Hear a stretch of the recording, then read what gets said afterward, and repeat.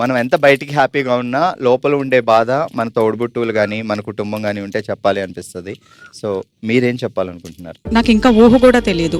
Maybe నేను 9th class 10th class చదువుతున్న టైంలో మా అమ్మగారికి నాన్నగారికి నేను మా తమ్ముడు అటు సైడ్ ఇటు సైడ్ కూడా ఆల్మోస్ట్ ఒక 15-20 మెంబర్స్ ఉన్నారు. అందరూ కూడా అబ్బాయిలే, అమ్మాయిలు ఎవరు అయితే లేరు. నేనే అమ్మాయిని. చాలా అంటే చాలా గారాబంగా చూసుకునేవారు. ఎంతమంది ఉన్నా మనకంటూ ఒకళ్ళు అనేది ఖచ్చితంగా ఉంటుంది ఏ బంధంలోనైనా కూడా. అలాగే మా అన్నయ్య ఎంత అటాచ్మెంట్ అంటే నేను చిన్నప్పుడు ఏం చెయ్యాలన్నా మా అమ్మగారిని నాన్నగారికి కంటే ముందు మా అన్నయ్యని అడిగేదాన్ని. ఒక 12-13 ఇయర్స్ పెద్దవారు. అంత అటాచ్మెంట్ అన్నయ్య అంటే నాకు.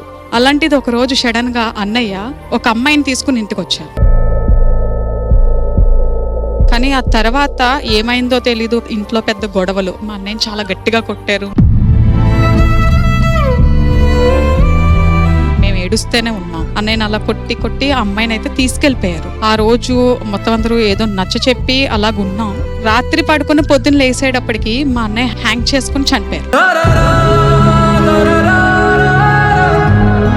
కళ్ళ ముందే చూసామన్నమాట. అంటే చిన్నపిల్లలు వెనక పంపించేస్తారు కదా, పంపించేస్తే కాళ్ళు అయితే కనపడుతున్నాయి. ఏడుస్తూ ఉన్నా ఏం తెలీదు, వెనక్కి తిప్పేస్తున్నారు. ఆ తర్వాత నాకు అసలు ఏంటో తెలీదు, మొహన్ కూడా చూడనివ్వలేదు.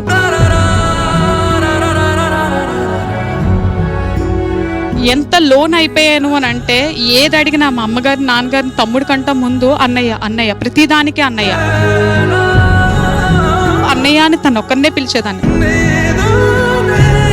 మిగతా వాళ్ళందరినీ పేరు పెట్టే పిలుస్తాను. అంటే అంత డీపెస్ట్ బంధం. నాకు ఆ తర్వాత ఒక వయసు వచ్చిన తర్వాత నాకు అనిపించింది ఏంటంటే ప్రేమ అందరికీ ఉండొచ్చు. అది ఎవరిపైన, అమ్మకి పిల్లలపైన ఉంటుంది, భార్యకి భర్త మీద ఉంటుంది. ఒక్కరి పై ప్రేమ కోసం ఇంతమంది ప్రేమల్ని చంపుకోవడం అనేది అది ఎంతవరకు కరెక్ట్? మన జీవితం మంది కాదు. దేవుడు మనకిచ్చిన జీవితం మనకొక్కరికే సొంతం కాదు. మన మీద ఆధారపడిన వాళ్ళు ఉంటారు, మనపై ప్రేమ పెంచుకున్న వాళ్ళు ఉంటారు. ఆ ఒక్క క్షణం ఆలోచిస్తే బాగుండేదేమో.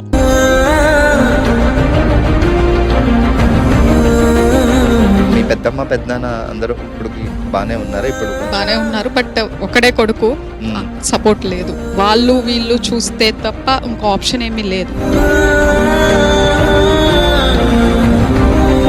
ఇప్పుడు మీ బ్రదర్ ఉండుంటే, సో ఒక పెద్ద పొజిషన్కి వెళ్ళి ఉంటే చెల్లెలు ఎప్పుడొచ్చినా తన దగ్గరికి ఒక గిఫ్ట్ ఇచ్చే పంపేవాడు. సో ఇది మన ఫ్యామిలీ. అన్న చెల్లెళ్ళనే ఒక అన్నయ్య దగ్గరికి వచ్చి సో మనసులో ఉన్న ఆ బాధ ఎప్పటికీ గుర్తొచ్చే బాధ చెప్పారు. ఇది మన ఫ్యామిలీ, మీ అన్నయ్య అనుకోండి. సో మీ మనసులో ఆ బాధను షేర్ చేసుకున్నందుకు ఈ అన్నయ్య గుర్తుగా.